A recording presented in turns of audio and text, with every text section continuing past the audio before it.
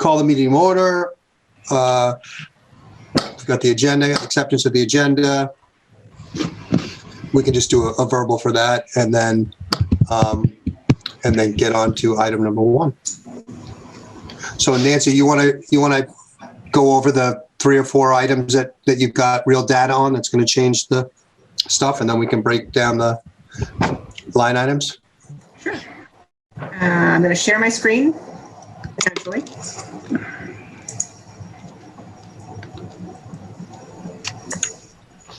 That's the state aid one. Just need to switch here. And there's the forecast. So we have, yesterday, the Department of Revenue issued a fiscal 22 estimated cherry sheet based on the governor's budget. That estimate is significantly higher than our original forecast, which was adopted on November 18th. Approximately 1.148 million higher. The number that you see over on the side here, when red, that's the difference from the governor's number to our, from the DOR's cherry sheet to our estimate. And that flows down to the offset, which is the library. It's $4,700 higher. And so the state and county charges are actually less. So there's a pickup as well. So overall, between those 3, there's an additional 1.185 million in revenue. On the expense side, the MMA conference from last week, Maya made an announcement that the health insurance rates would be from -0.6 to 6.8%. We had adopted an 8% assumption. So since that assumption is not going to come to fruition, we reduced it to 6.8%, and an $86,000 reduction in the expense. It may go further down. We won't know until we get a renewal, and that will be for at least another month at the earliest. The other one that I wanted to bring to your attention, which is something that the forecast committee can chime in on if they want to, the Board of Selectmen gave us the okay to move forward with an advanced refunding on 2 previous bond issues. As part of that, we have the opportunity to issue new money as a general obligation bond to go with that. And that's what Pam and I are looking at. But that would mean that our debt service budget would go up for next year. It would go up by approximately $149,000. And this is the reason why we're recommending that it be something that we consider is because the rates are just so low. They're never going to be this low again. The projects that would be included are the Hummerock Fire Station, the 2 authorizations for that, the high school locker rooms, and the Wampatuck portico, which are all borrowings. And there's one water project. So Nancy, is the debt one just a timing issue? It's the principal that we just wouldn't have captured this year, but we would have started next year? Yeah, we probably wouldn't have captured it for another 2 years. Mm-hmm. Projects are just going on now, but the opportunity is there. It's whether or not we want to take advantage of the opportunity. And if we want to take advantage of the opportunity, if we went an additional $75,000, the pay down would go down by 50%. So rather than be a 20-year payoff, it would be a 10-year payoff, which would, for $75,000, seems to make sense. But That's up to whether or not we even want to go forward.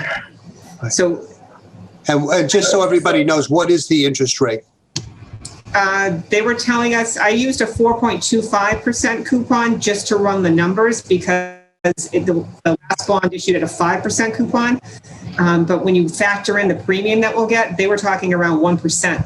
Wow. Yeah. So like I said, I think my numbers are high, but I'd rather come back and say, oh, look, we have more money. The nice thing about this is that this refunding, this whole thing is going to issue in the next 2 to 3 weeks, right, Pam? Yes. So we will have results and know exactly what our number is. Great. Good. All right. And those are the 3 topics that we're discussing tonight. Yes. Right? Okay. Yes. All right, let's start at the top one. Now, I don't think we've ever had this much good news in one meeting. Typically, it's going in the other direction. So, Tony, I've talked to both Rep. Kearney and Senator O'Connor, and they feel the governor's numbers good numbers to use. I mean, I am still a little concerned. They're planning on using $1.6 billion from the rainy day fund to make this budget balance. But, you know, the absence of getting something from the legislators saying, this is dead on arrival, don't do it. I don't see any pushback right now. That concerned me too. I'm sorry, What was Mike? that, Mike? That concerned me too. Yeah. So would you suggest not being more conservative and not putting it at that level? No, because I just don't see the legislature having the guts to say we're cutting local aid. Okay. And the governor made a point of saying at least a half dozen times yesterday that taking this money out of the rainy day fund only returns it to the level that it was when he took office. So, you know, again, it does concern me that it's built on that, but I just don't see the legislature saying to cities and towns, we're going to cut local aid because we're not willing to take the money out of the rainy day fund. Okay. Jim and Nancy, the $8.5 million for the cherry sheet, you're straightlining that through 23, 24, and 25. Is that reasonable? In lieu of having any idea what it's going to go up, Jerry, for forecasting purposes, yes. I don't know. I think that's a good point, Jerry. Because if we think that this is dipping, I mean, they can't dip in the rainy day fund like this every year. Their revenues are better than they've anticipated. State revenue has been better than they've anticipated. The governor has made a pledge to cities and towns that whatever state revenue goes up, local aid will go up the same amount. And then Chapter 70 is based on the new formula and the new plan that they're using. So I think for purposes of projection, using a level fund going forward is fine. Any other thoughts on that? Yeah, I think Go ahead, Dutch. I think as far as the Chapter 78 piece of the cherry sheet state aid, you have to look pretty far back to see it decrease from one year to the next moving forward. Even if enrollments go down, they have used a hold harmless policy as it relates to Chapter 78. So I think the 6.1 million component of it is pretty solid. I can't speak to the unrestricted government aid. Nancy's probably got a better memory than I do, but I've been doing this since '95, and I think 2, maybe 3 times in that span has the legislature had a lower local aid number than the governor. Can you think of any more than that, Nancy? No, it would have been in 2003, 2008. It would have been under Patrick or Romney. Yeah, those are the only 2 times I can think of it. So, I mean, I'm not like yay 100%, but I'm still fairly confident that number will hold for this year. Numbers next year, they're just projections. We'll see what happens. What? Any other thoughts on that? Well, that was going to be my question, Tony, but I feel good with the 2 answers. Okay. So, Jim, if the new administration in Washington increases state and local aid, and if the economy recovers and the Commonwealth's revenue line goes up, is it reasonable to expect that a cherry sheet number may increase in the future? The cherry sheet number, probably not, because I don't think they're going to give us money that just says, here you go, state, here's money, use it however you want. I think it'll be targeted money. Could the schools see extra money directly to the schools? Yeah, possibly. Could we see additional revenue back to towns and cities related to COVID? Yeah, I think we could, but I don't think it's going to change the local aid figures. They're not going to base those numbers on one-time revenues from feds. Thank you. Anyone that I can't see have any Any comments? No, I'm good with the way it's presented. Okay. So there's really two questions here. One, this year, the proposed year 2020, is everyone good going with that? I'm gonna lump those three numbers together because they're all cherry sheet numbers. Yep. The net of about a $1.1 million pickup. Oh no, it's even more than that because that negative's a pickup. So almost $1.2 million pickup for this year's proposed budget. Yes. Everyone's good with that. Okay. I'm good with it. Yeah. Yeah. Yes. I'm sorry. I only see 5 of you, so I don't know what the other ones are. So speak up. And then the second question is pushing those numbers forward for the next 3 years in our forecasting. I am barring any other information. I think I wouldn't want to see any increases, and I don't think we have anything to tell us that there would be any decreases. We just don't have any information, Tony, to put another number in there that would be anything beyond wild speculation on our part. Right. Well, it's a logical number, but it's not a conservative number. I think every one of us probably has a little bit of doubt that the 8.5 could be consistent for the next 3 years. Yeah, I mean, I have a little bit of concern. It's going to be consistent for this year, but I think based on what I've seen, what I've heard from our legislative delegation, just experience, I think that's what the governor is telling us. That is usually a good number within a few $1,000s when the legislature gets through. Okay. If no one's has any other comments, then we'll move on to the second topic. You want to take a vote on that, Tony? Or? I think we'll probably we'll vote out all together. Okay. Mr. Chair? Yeah. If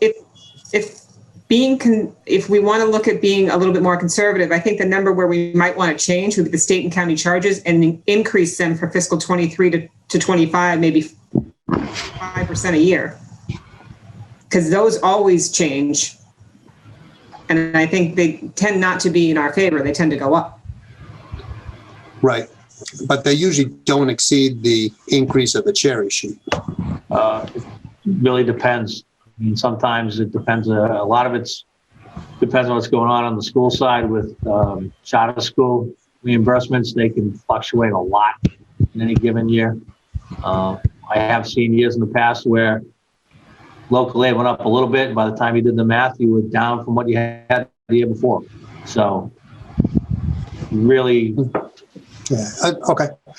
So does anyone want to increase the state and county charges by 5% a year in the out years? So this would be 23, 24, 25.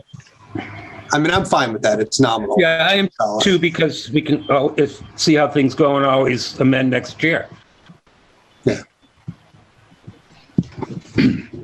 Yeah, this current year, you had a $25,000 increase in the charter school tuition reimbursement. It went from $16,000 up to almost $41,000.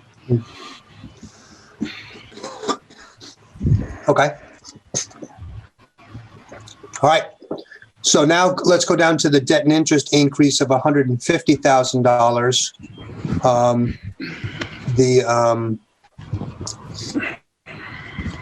And that really just is, it's not a fact of adding more debt or more items. It's just pushing items forward a couple of years to start paying the principal earlier than we would have before. And that's to take advantage of the 1% interest rate that's out there. It seems to make sense to me, especially given the huge pickup that we're getting up above. Any thoughts on that? Well, I for one would be totally in favor of doing that. I mean, I think in general terms, if you can save 2% and get something paid off 10 years early, it's a no-brainer. My opinion. Anyone else? All right, I'll take that as a yes from everybody. Mr. Chairman, Yes. if that's a yes, then the second secondary question to that is, do you want to go another 75,000 to cut it in half from 20 years to 10 years? Oh, I thought that was that. That's not part of that already. That's just. No, it would be another that's based on a 20-year. And also, I reached out to Bob today. He hasn't had a chance to get back to me. If the laws don't have a useful life of 20 years, we would have to lower it anyways. Yeah. Yeah. I mean, I guess the other side of that coin is the debt's so low, we want to borrow it as long as we can. That's a good point. But So I'm not, I mean, what is this, what's the total bond? The bond portion is 2.1 million. The refunding is 3 million, and then there's a ban for 4 million. So what's the 75 grand? So it would be it's the principal, the additional principal we'd have to pay each year. So On the full 6 million that you just said, or the no, it would be the Humrock station and the locker rooms. And what does that add up to? 75,000, the two of them.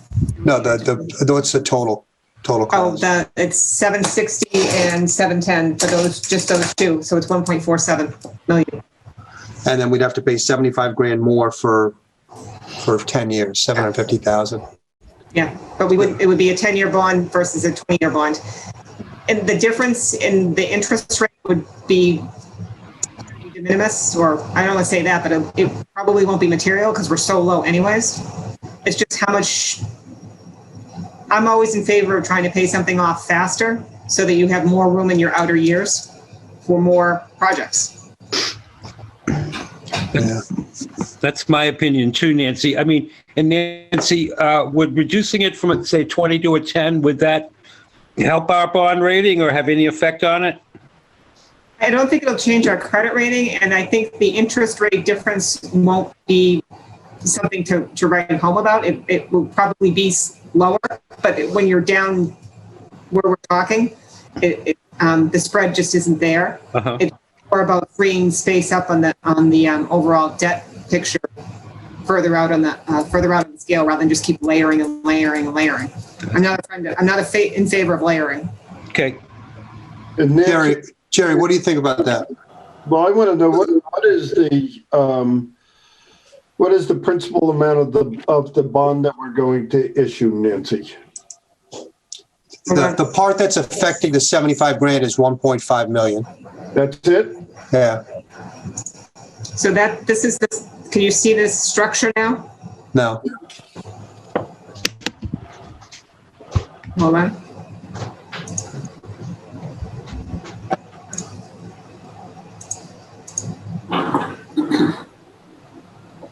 Can you see it Yes. now? So Can you make it a little larger, Nancy? The font? it's questionable. Just up at the top, that 135. Keep your mouse I think going you up. can zoom it right up top. Yeah, there you go. There you go. That's good. Yep. So we're talking about the yellow. Oh, it's all that stuff? Yeah, but what you care about is the yellow. Yeah. That's what's going to affect the forecast. So this was based on what we originally told them, which was a 20-year. So you're picking up this additional.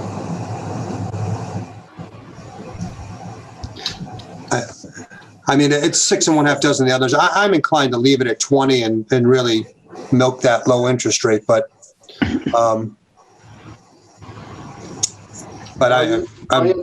Tony, I understand that intellectually, and you're absolutely right. We're not going to see that interest rate again, period.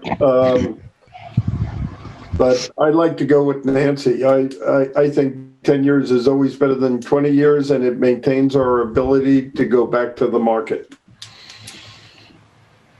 Yeah. Anyone else have any thoughts on that? I'm kind of on the fence, so I don't think there's a losing decision. Yeah, you can win either way. I have no problem going to 10 years. I think if we do the 10 years, I think we might just pick that back up in another month when we get our final health insurance numbers. So I think we're high at 6.8, but without having another number to use, I'm going to stay at the 6.8. So you could spend the $75,000 now. I mean, philosophically, I'm more along Tony's line. The lower the interest rate, the longer I want to pay it over. The higher the interest rate, the faster I want to get rid of it. But having said that, I'm agnostic about it, really. Yeah.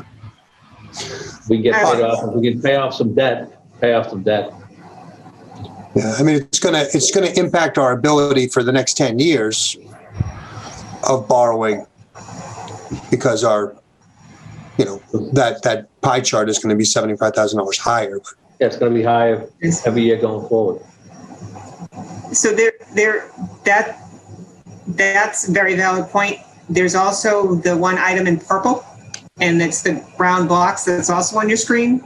And I don't know, Mr. Chairman, if you want us to set aside the debt for a minute to talk about the South Shore VOTEC and the regional.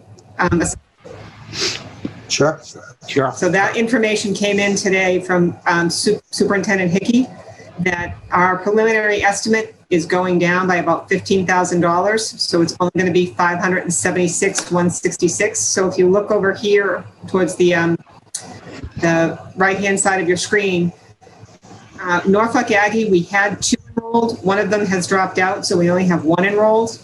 So I ran the projection of the fiscal 21 tuition for Norfolk Aggie, raised it by 10%, and then multiplied it by 3, because we don't know what our enrollment's going to be. And even then, adding that with South Shore VOTEC's preliminary estimate, we're about $90,000 less than what we had projected. We just did an overall 10% increase because we didn't have any information. It's an $89,000 decrease. So that is potentially a 4th item that we may want to look at. So the South Shore VOTEC was what last year? South Shore VOTEC last year, give me 1 second and I'll find out. So it's dropping to 576. Yeah, I think it's around 591 this year. Okay. Yeah, that's right. You said 15 grand. And then you're adding 2 Norfolk Aggie people just because maybe? Oh, we have 2. So we may only have 1 next year, or because if this person's a freshman, or we could pick some up. We just don't know. So I wanted to be conservative. So I said, okay, we might get 1 back and then we'll get another one. What's the number that you've had overall, year to year at Norfolk Aggie? Last year was the first. I think this year was the first year we actually carried it, and we held it. I've got 3 or 4 of them in there. Hold on. And stop. Just yell at my own spreadsheet. It would help if I remembered the number that was tied to that 3. Great. Sorry, I'd have to go look on last year's forecast to see. We carried 3 or 4 of them because we knew we had at least 2 and we didn't have the enrollment number. Yeah, I guess my question was, how many of you actually had enrolled year to year? Do you know? 1. Yeah, I think it's just been a handful, like 2, 3 a year. Well, it's been this one sole person. The fact that we picked up another one last year, we're like, oh wow, we picked up another one. It's a long way to go. Right. So that we don't have to. I mean, the nuts and bolts of it, whatever we do here, that would just be more, it's more conservative right now, and the money will go to free cash, which will end up going to some sort of capital item, when it all washes out. Anyone, I'd be inclined to leave that at that higher number. Okay. Anyone have any thoughts? I got no problem with that, Tony. There's good things about both ways, so. Yeah. Okay. And the last item is the group insurance. So we put it in at 8, and they told us the range is going to be from -1 to 6.8. So and then Nancy went in and put it in at 6.8, which is the highest that it could be for us. As Jim mentioned, it could be lower, but that would be our most conservative number in there. I mean, we're not going to be in the -1 to 1 or 2% range. We've had bad experience the last 2 years. So we're gonna be, I think, up around probably 5-ish, plus or minus. But, just being conservative, 6.8 is the max it could be, so I wanna leave it about where we think it's gonna be. If we were having really good experienced mods, I'd take it down even lower. But our experienced mods the last 2 years have been poor. Yeah, we'll have some surprise in there. So it's good to be conservative. Anyone have any thoughts on that, or everyone good with leaving that at that number? I'm good. Good. Good. All right. All right, so the net is going to be down in the red there. The school budget will go up about $750,000, and the town budget will go up about $375,000. Tony, what do we decide on the debt? Are we gonna do it at 10 years? Oh, yeah, we're going to do that for, yes, I think, So that, we're gonna add 75 there. I'll take it down a little bit. yeah. Okay, so 700 and 350.